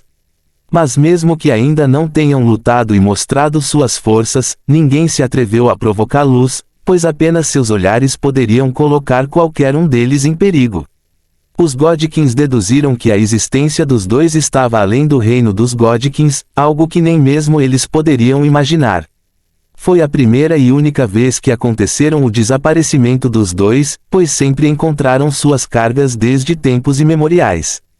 Agora que eles foram, Zeus não pôde nem pensar nos perigos que aconteceriam ao mundo quando eles causassem estragos nas terras. Depois de um tempo, Zeus declarou a cabeça e falou: Meu irmão Hades, convoque os reis deus das 3 tríades. Este assunto não pode ser encarado levianamente. No céu, no palácio que tem a forma de um trono, Leferoque andava de um lado para o outro enquanto todo o seu corpo tremia. Fim do capítulo. Capítulo 168, Caos entre as tríades. Depois de um tempo, Zeus levantou a cabeça e falou: Meu irmão Hades, convoque os reis deus das 3 tríades. Este assunto não pode ser encarado levianamente. No céu, no palácio que tem a forma de um trono, Leferoque andava de um lado para o outro enquanto todo o seu corpo tremia. Senhor Celestial, acalme-se. Uma pessoa ao lado dele disse: Como posso me acalmar? Leferoque gritou freneticamente: O divino Elíseus está desaparecido. Desaparecido. O reino celestial está em perigo. O divino Eliseu ainda guarda o reino celestial. É seu dever. A outra pessoa disse: Você não entende o poder do divino Senhor. Leferoque lamentou: Ele não tem o dever de proteger o reino celestial, ele só quer. Uma vez que ele dê as costas ao reino celestial e pare de apoiá-lo, o reino desmoronará e cairá. Acontecer. Leferoque disse a ele: Podemos fazer alguma coisa? A pessoa perguntou. Desanimado, Leferoque suspirou e balançou a cabeça. Acima do reino celestial, um palácio feito de ouro flutuava calmamente. A antiguidade de sua existência não pode ser compreendida nem mesmo pelos homens mortais. De repente, os portões do palácio tremeram e se abriram lentamente enquanto o som de um rangido profundo ressoava por todo o reino. Leferoc e a outra pessoa pularam e simultaneamente olharam para cima com alegria. Céu antigo! Eles exclamaram os dois ao mesmo tempo. Das terras do reino celestial, todos viram o céu se abrindo e abrindo caminho para uma luz dourada brilhante descendo até o palácio. Por toda parte, cantos sonoros e louvores soavam enquanto a luz diminuía lentamente. Celestial! Celestial! Glorioso de todos os céus! Todos os reinos se curvam e cantam louvores pela descida do céu celestial. Celestial! Celestial! Glorioso de todos os céus! Todos os reinos se curvam e cantam louvores pela descida do céu celestial. No trono, até Leferoc cantou louvores à luz. Celestial! Celestial! Glorioso de todos os céus! Todos os reinos se curvam e cantam louvores pela descida do céu celestial. Cantamos louvores a você, ó ancestral celestial, governante do céu. Conceda-nos sua divina misericórdia. Ele cantou. Quando a luz desceu completamente, todos dentro do reino se prostraram em direção ao palácio celestial, onde estava o ancestral celestial. Leferoc ajoelhou-se em direção à luz e cumprimentou: saudamos você, ancestral celestial antigo céu. O antigo céu se transformou em um espírito humanoide vestido com um majestoso manto dourado e olhou para Leferoc: você não precisa me cumprir, Senhor Celestial, pois somos um e o mesmo. Eu sou você, e você é eu. Você é apenas uma forma diferente de um Senhor Celestial. Ainda assim, você é o mais glorioso dos Senhores Celestiais. Não posso desrespeitar alguém como você. Leferoc respondeu. Enchant-Heaven sorriu antes de ficar sério. Ele lhe disse: não faça do Divino Senhor Elíseus um problema. Mesmo que o Divino Senhor quisesse eliminar tudo, não seríamos capazes de fazer nada. Portanto, não se importe com o Divino Senhor. Enchant-Heaven então desapareceu depois de dizer isso. Leferoc ficou de boca aberta por um tempo depois que Enchant-Heaven desapareceu. No reino budista, os três reis Buda se reuniram com rostos preocupados. O que devemos fazer, Buda Siddhartha? Um dos Budas de pele vermelha, rosto colérico e 4 braços perguntou ao Buda que tinha pele branca e expressão pacífica ao lado dele. Companheiro Buda Vajrapani, eu também não sei. Esta é a primeira atividade do grande governante espiritual nos últimos bilhões de anos. Nem mesmo eu sei o que o grande governante espiritual quer. O Buda branco respondeu: mas, Buda Siddhartha, o caos engoliria o reino espiritual sem a presença de seu governante. O desaparecimento do grande governante espiritual prejudicaria a paz do mundo, e talvez outra guerra espírito mortal pudesse acontecer por causa disso. O Buda Vajrapani falou com inquietação. Acalme-se, Buda Vajrapani. Outro Buda com a mesma pele vermelha, mas com um rosto calmo, falou com o Buda Vajrapani. É do conhecimento de todos que o governante espiritual não é uma entidade hostil e busca a paz entre os reinos. Deveríamos apenas deixá-lo fazer o que quiser. Você está louco, Buda Amitabha. O Buda Vajrapani gritou com raiva. Poderíamos apenas confiar no passado para determinar qual seria o próximo movimento do grande governante espiritual. E se o grande governante espiritual ficasse com raiva e devastasse todas as coisas vivas? Aspas. Mesmo se dissermos que o grande governante espiritual realmente queria devastar a humanidade, o que podemos fazer? Não estamos nem perto de sua força. Siddhartha Buda suspirou. Podemos invocar o asceta cego. Buda Vajrapani sugeriu depois de pensar um pouco. O asceta cego também está desaparecido. De repente, uma voz interrompeu a conversa. Os 3 Budas se viraram para olhar e viram um velho com uma auréola budista atrás da cabeça. Buda Antiguidade. Eles engasgaram e se curvaram. O Buda da Antiguidade é um Buda mais antigo das eras antigas que sobreviveu às tempestades do tempo e do espaço. Buda da Antiguidade é a primeira pessoa a propagar o caminho budista ao povo, tornando-o o grande fundador do budismo. Até agora, ninguém sabe seu nível real. A antiguidade de Buda acenou com as mãos, o asceta cego também desapareceu ao mesmo tempo que o governante espiritual. Ele disse, chocando os 3 Budas. Mesmo o asceta cego. Isso é sério. Siddhartha Buda murmurou. A única coisa que podemos fazer agora é cooperar com os outros Godkins para procurar luz. Buda Antiguidade disse antes de partir. Então, todos os Godkins finalmente receberam a convocação do Godkin Zeus. Mesmo sendo céticos quanto ao assunto, eles ainda não desrespeitaram os outros Godkins. Na mesa redonda do Olimpo, os 9 Godkins se reuniram. Para que você nos convocou, Deus Rei do Olimpo? Um velho nórdico com um tapa-olho dourado no olho direito perguntou. Sim, Deus Rei do Olimpo. Continue-se. Um homem com cabeça de pássaro e vestindo roupas egípcias também perguntou a ele. Espero que isso não seja absurdo. Um homem que parecia ser da religião hindu com sua pele azul e 2 pares de braços e um cocar dourado murmurou. Godkins, há um assunto sério em mãos para o mundo. Zeus declarou, o guardião do submundo e o ceifador ancestral estão desaparecidos. Por enquanto, não sabemos onde eles estão. Os guardiões do submundo também. Leferoque exclamou com choque e terror. O que você quer dizer?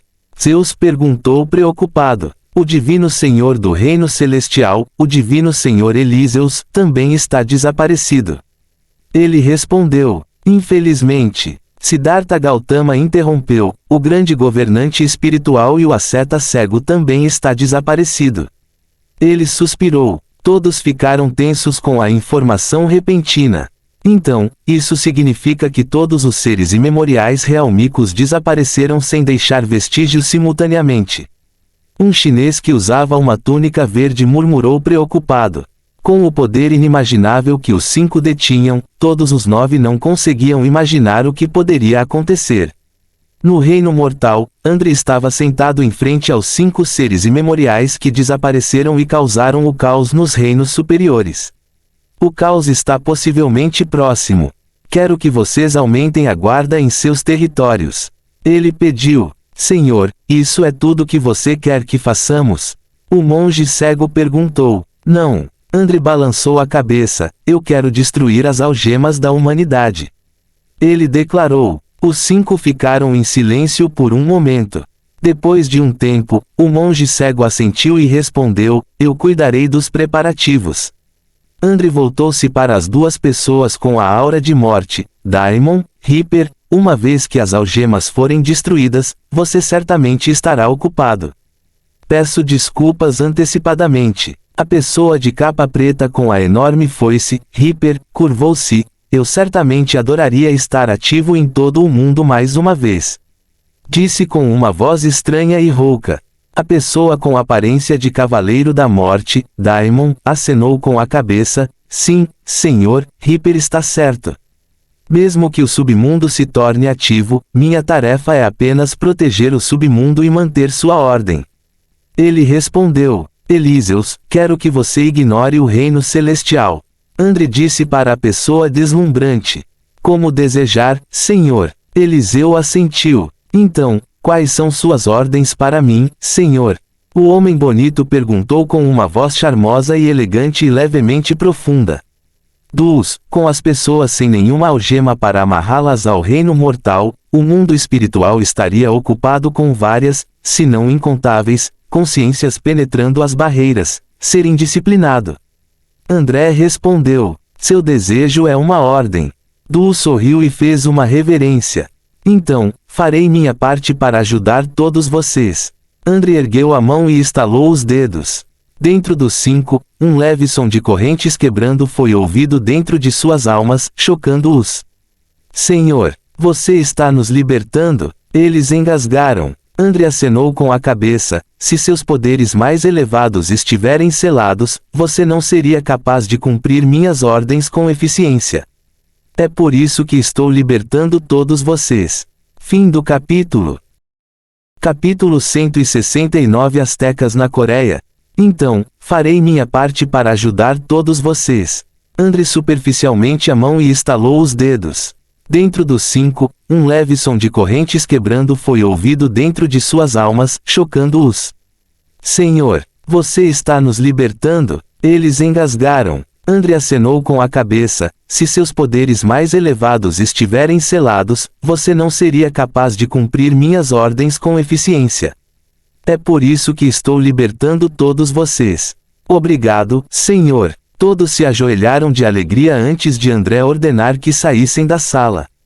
Horas depois disso, o mundo começou a mudar. Nas montanhas, os mestres das artes marciais alcançaram a iluminação rapidamente e todos obtiveram a cultivar. Nas Filipinas, os místicos nas profundezas da floresta ficaram surpresos à medida que suas conexões com os espíritos aumentaram. Na Europa, os mágicos transformaram-se em magos. Meses depois, os humanos também mudaram fundamentalmente lentamente. Ainda assim, os governos orientaram conter o sobrenatural e esconder-se do público. Os sobrenaturais foram integrados à força de seus países, tratando-os como sujeitos de pesquisa. A China distribuiu a Guarda do Dragão, o Japão distribuiu o Onmyuji, os Ewa formaram a Força Secreta, etc., etc. Mas nem todos os países tinham a capacidade de controlar os seus seres sobrenaturais. A dinastia Qing, que durou quase 400 anos, foi derrubada pelos cultivadores originais. Eles então estabeleceram secretamente a dinastia Xia e começaram a ensinar cultivo e artes marciais às pessoas, escondendo-se do mundo. Embora superpotências tenham surgido no mundo, apenas o governo superior sabe disso. Meses depois, André foi alertado quando um comandante da Fundação Ouroboros o contatou. Presidente, encontramos um remanescente do povo asteca e eles estão dizendo algo sobre profecia. Gostaria de vê-los. O homem atrás do telefone perguntou. Astecas. André estreitou os olhos. Antes de os astecas serem massacrados pelos espanhóis na sua colonização, eles eram um domínio consideravelmente poderoso que dominava a América Central não apenas por causa das suas forças armadas, mas por causa das suas adivinhações altamente precisas. Embora André já exista há muito tempo, nem ele sabia onde os astecas realmente se conectavam, pois não tinha ideia de quem eles estavam chamando. Mas é inegável que suas mentes transcenderam as normas da época, pois seus espíritos eram muito mais fortes do que qualquer ser humano que existisse. Embora André os tenha visto surgir e se desenvolver, ele nunca viu ninguém nem nada que influenciasse os astecas que resultasse em sua singularidade. É também por causa da sua singularidade que André permitiu que os espanhóis colonizassem os seus territórios, para eliminar uma raça que provavelmente teria ligações com as misteriosas anomalias. Ao saber que os astecas ainda têm descendentes até hoje, André decidiu que deveria ir. Para onde? Ele perguntou sério. Estamos atualmente em Gyeonggi-do, presidente. O homem respondeu. Onde diabos fica em Gyeonggi-do? Esse lugar é enorme. André gritou e se levantou da cadeira e caminhou até a porta depois de pegar a jaqueta pendurada que estava nas costas da cadeira. Minhas desculpas, presidente. O homem respondeu, estamos atualmente em Nanhan-Sanseong. André saiu de casa e gritou mais uma vez, por que vocês estão aí? Já falei antes que aquele lugar é um local proibido. O homem atrás do telefone tremeu, era o desejo da pessoa, presidente Ouroboros. André grunhiu de descontentamento antes de encerrar a ligação. Ele então discou um número em seu telefone. Depois de um tempo, a ligação foi atendida. Vossa Excelência, a pessoa perguntou. Mimetismo, prepare o jato para mim. Estou indo para a Coreia. André ordenou antes de encerrar a ligação imediatamente. Ele esperou por um táxi por alguns minutos antes que um deles parasse na sua frente. O táxi baixou a janela. Para o aeroporto, por favor. Rápido. André abriu a porta traseira do carro e entrou sem sequer esperar a resposta do motorista. Ok. O perplexo motorista não pôde discordar, então pisou no pedal e dirigiu a toda velocidade. No meio do passeio, André recebeu uma mensagem de mimetismo. Era um arquivo. André abriu e viu um ingresso autorizado pelo próprio Real. Ele desligou o telefone e fechou os olhos. Quando chegaram ao aeroporto, André já havia se transformado em seu visual de 40 anos, o visual que usava dentro da fundação, e entrou sem parar. Ele nem parou na recepcionista e foi direto para a rampa do aeroporto. Quando foi parado pelos funcionários do aeroporto, mostrou-lhes a passagem e continuou a andar. O pessoal não conseguiu fazer nada. Do lado de fora, o mesmo Gulfstream G550 já estava preparado, voltado para a pista de táxi. André foi então recebido por 10 homens de terno do lado de fora. Saudações, Presidente Ouroboros. Sou o Tenente Felipe Villaruel, chefe da 16ª Força de Defesa. Recebemos ordens do Presidente Mimetismo para ajudá-lo. O homem que liderava o grupo curvou-se para ele. André acenou levemente para eles e continuou caminhando em direção ao avião. Atrás dele, Felipe colocou o pulso direito na frente da boca e disse: "O presidente da fundação está embarcando no avião." Depois de fazer isso, eles imediatamente o seguiram até o avião. Dos diferentes cantos da cidade e do aeroporto, um total de 4 enormes quadritrotores pretos avançados de nível militar de 40 metros e 20 drones furtivos UAV avançados que poderiam atingir velocidades de até 1000 km por hora ligaram seus motores e se prepararam. Dentro de seu jato particular, André e as tropas da fundação sentaram-se confortavelmente em seus assentos enquanto sentiam os motores do jato roncar e começarem a operar. Finalmente, as rodas do avião começaram a se mover e acelerar em direção à pista. Alguns minutos depois, o jato retirou as rodas e finalmente saiu do solo. Quando o Gulfstream G550 iniciou sua decolagem, as tropas nas bases aéreas já haviam embarcado nos tiltrotores. Assim que o jato deixou o solo, os tiltrotores e drones prontamente seguiram o exemplo. No céu, a formação das aeronaves era esplêndida. O jato no meio com 4 tiltrotores cercando-o nas 4 direções cardeais e os 20 drones formando um círculo ao redor do jato com os tiltrotores. Embora apenas os 4 tiltrotors pudessem ser vistos em torno do jato particular de André, ele ainda parecia incrível. Horas depois, eles finalmente pousaram no Aeroporto Internacional de Incheon. Anteriormente, o aeroporto foi totalmente desocupado por pessoas, e outros voos que estavam programados para pousar foram redirecionados para outros aeroportos. Todos ficaram descontentes e consternados, mas, infelizmente, não podem fazer nada com a decisão. André e os guardas desceram do avião e entraram no aeroporto. Assim que entraram, avistaram imediatamente a enorme fila de soldados que se formava no recinto do aeroporto, conduzindo a saída.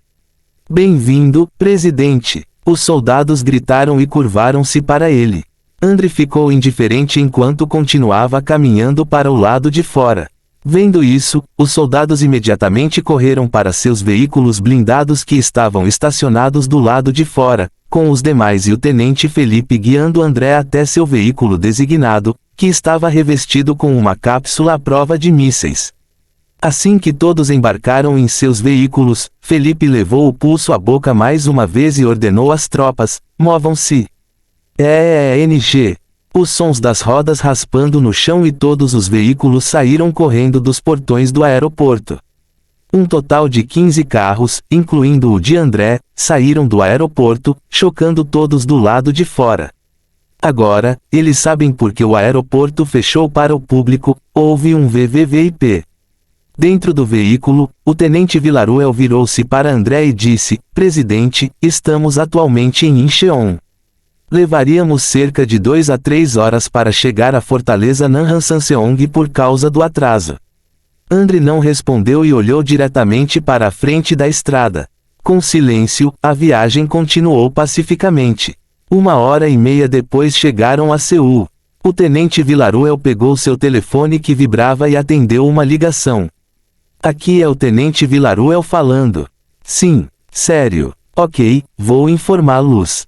O tenente Villaruel desligou o telefone e virou-se para André: "Presidente, aparentemente, Songpa da Aero está bloqueado, então vamos usar o caminho para o Aeriaseong para entrar em Jeongdo." Ele explicou: "Vá, contanto que vamos para Nanhan-Sanseong imediatamente e não deixemos o pessoal ficar por mais um minuto lá." André respondeu com irritação: Villaruel acenou com a cabeça e comunicou pelo rádio aos outros veículos: estamos indo direto para o Aerieseong da Aero. Entendi, tenente. Roger, tenente. Os homens dos outros veículos responderam. Na estrada Yangjai, todo mundo estava cuidando de si mesmo, com sons de buzinas de carros aqui e ali, enchendo a estrada. Quando o sinal verde se acendeu para os carros na Yangjai Road, todos imediatamente pisaram no pedal e começaram a se mover, quando de repente o sinal verde ficou vermelho novamente. Bip, bip, muoia. O que há de errado com o semáforo? Shibao Saek, AISH, todos na estrada enlouqueceram assim que o sinal mudou para vermelho. Mas, eles foram silenciados quando viram uma série de soldados militares treinados para formar uma fila para impedir que qualquer carro continuasse. Todos eles tinham rifles em seus corpos, então as pessoas não podiam nem discutir e só podiam xingá-los silenciosamente. Fim do capítulo. Capítulo 170. Bloqueando uma estrada inteira. Todos na estrada enlouqueceram assim que o sinal mudou para vermelho. Mas, eles foram silenciados quando viram uma série de soldados militares treinados para formar uma fila para impedir que qualquer carro continuasse. Todos eles tinham rifles em seus corpos, então as pessoas não podiam nem discutir e só podiam xingá-los silenciosamente. 2 carros da estrada trancados, uma van branca onde 5 meninas estavam presas no trânsito. Se André pudesse vê-los, ele os consideraria imediatamente. Eram 5 das 9 meninas do Nice. Lá dentro estavam as 3 garotas que André conheceu no Mall of Asia, e 2 outras garotas, uma pequena e outra mais alta que qualquer uma delas. O que está acontecendo lá? Nezumi perguntou. Acho que são os militares. Eles já estão assim há meses. A garota menor respondeu. Shui, você sabe alguma coisa sobre isso? Sua mãe tem ligações com os superiores, certo? Ela disse ao mais alto. Eu também não sei, natureza.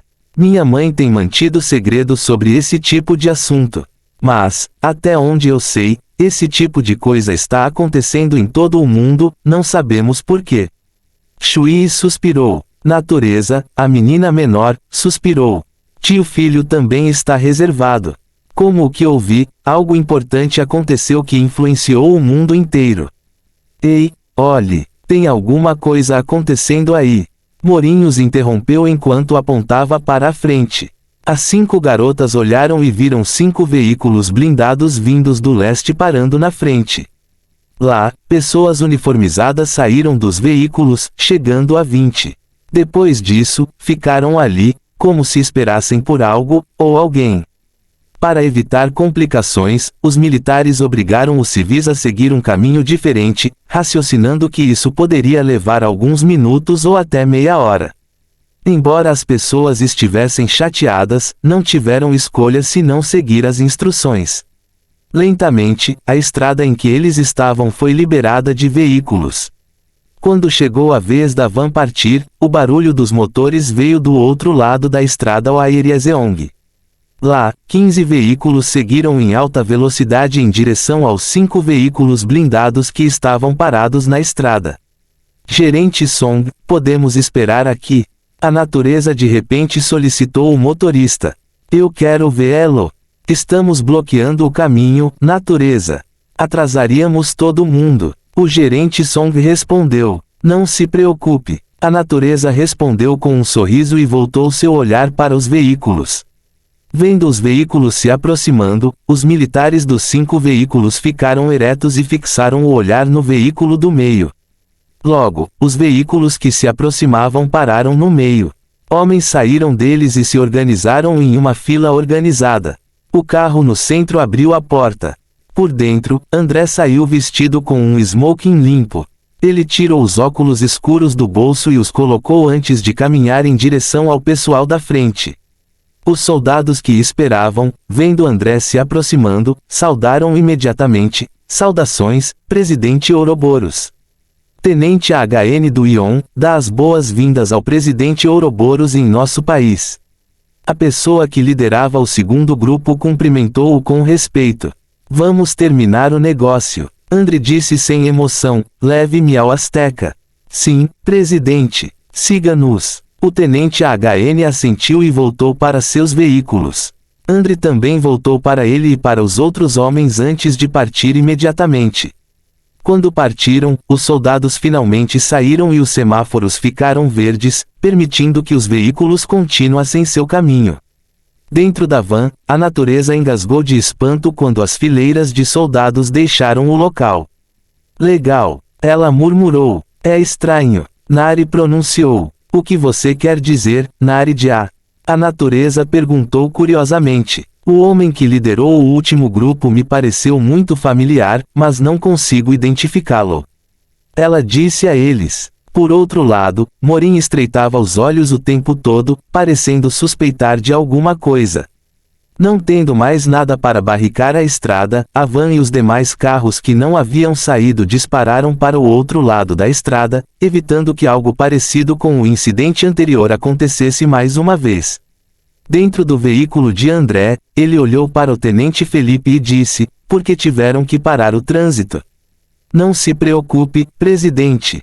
Despachamos drones EMP pela área para que todos os aparelhos eletrônicos a 50 km de nossa posição não sejam capazes de capturar ou registrar nada do que aconteceu aqui. Tudo o que eles viram aqui seria tratado apenas como uma imaginação. O tenente Villaruel respondeu com um sorriso no rosto. Ainda assim, Andre repreendeu, não faça esse tipo de ação no futuro. O que teria acontecido se houvesse uma ambulância lá contendo um paciente que precisa de tratamento imediato no hospital? E o tempo dos outros? O tenente Villaruel, colocado em uma posição incômoda, só pôde responder, sim, presidente. Depois de dizer isso, Andre recostou-se e fechou os olhos. A viagem continuou em ritmo acelerado, já que a estrada de Oierieseong foi liberada de veículos. Depois disso, seguiram para o sul, entrando no palácio pelo portão sul. Fortaleza Nanhan-Sanseong. Na era antiga da dinastia Joseon, era uma fortaleza montanhosa cuja defesa era considerada tão sólida quanto o selo da montanha dos 5 elementos que continha o grande sol Wukong. Atualmente, era um ponto turístico muito ativo, pois ali se dizia que lendas de diversos acontecimentos aconteciam. Para outros, era um lugar místico de mitos e lendas, mas para a fundação é considerado um local proibido altamente perigoso, onde apenas pessoas selecionadas podem entrar, conforme ordenado pelo presidente da fundação. É a primeira vez que uma grande quantidade de homens da Fundação Ouroboros entra nos perímetros de Nanhan-Sanseong, então todos estavam antecipando o que era, algo altamente perigoso, que estava escondido lá dentro. Quando os veículos entraram no perímetro da fortaleza, imediatamente viram a grande quantidade de segurança ao redor. Isso certamente chamaria a atenção da sociedade. Andre disse com seriedade antes de descer do veículo e entrar direto. Não se preocupe, presidente. Protegemos os perímetros da fortaleza com cada canto e recanto vigiado por nossos homens. A sociedade Kepler certamente não seria capaz de se esconder de nós. O tenente HN alcançou-o e falou com confiança. HMPH, é melhor você ter certeza. Andre bufou. Se a sociedade tomar posse da fortaleza, eles definitivamente descobrirão algo. Ele disse enquanto caminhava. Presidente. Os soldados estacionados em seus postos o saudaram. Ao entrar, André foi recebido por um homem de aparência profissional, vestindo terno de pesquisador, conduzindo várias outras pessoas com o mesmo traje. Nos encontramos novamente, presidente Ouroboros. O principal pesquisador cumprimentou-o com um sorriso. Professor Liung. André estendeu a mão. O professor Li então apertou sua mão antes de colocá-la no chão. Estávamos esperando sua chegada. Venha, a pessoa está em Suoyangdai. Professor Li disse. Tudo bem. Vamos superar isso. André assentiu e caminhou até os portões. Eles caminharam para o norte, passando pelo portão oeste e descendo até o posto de comando de Nanhan-Sanseong na era antiga. Visto de fora, um homem coreano que tem a aparência de um nativo americano estava sentado lá dentro, com as pernas cruzadas, enquanto lia velhos livros encadernados e costurados das antigas dinastias. Ele nem levantou a cabeça quando André chegou. Vendo isso, André não ficou bravo e caminhou calmamente até ele. Você é o remanescente asteca? André perguntou quando alcançou a pessoa. Finalmente, o homem levantou a cabeça e examinou André antes de ofegar. Você realmente se parece com ele.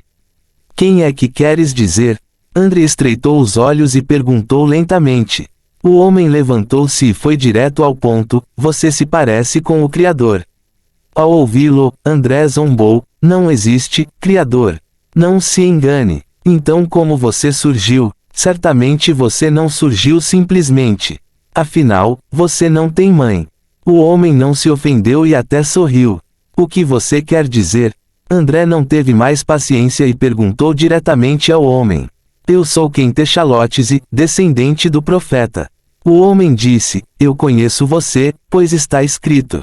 Você é Andras Ouroboros, a manifestação, o único avatar do verdadeiro Criador. Neste mundo e em seus reinos, você é quase onipotente e quase onipresente. Você representa a vontade do mundo e a criação da totalidade. Os olhos de André se arregalaram em descrença. Ele se virou e gesticulou para que todos saíssem do local antes de se mover em direção a quem com uma velocidade que não pode ser vista a olho nu. Quem é você realmente? André rosnou enquanto olhava para quem. Eu já disse. Eu sou quem. Ele não teve a chance de falar quando André acenou com a mão e enviou o homem para outra dimensão que estava cheia de escuridão. Quem olhou ao redor na escuridão, tentando ver alguma coisa. Dentro da escuridão, uma chama verde tremeluziu ao ganhar vida. Embora fosse pequeno, iluminava as figuras de Ken e André. Você sabe o que é isso? André perguntou friamente. Fim do capítulo.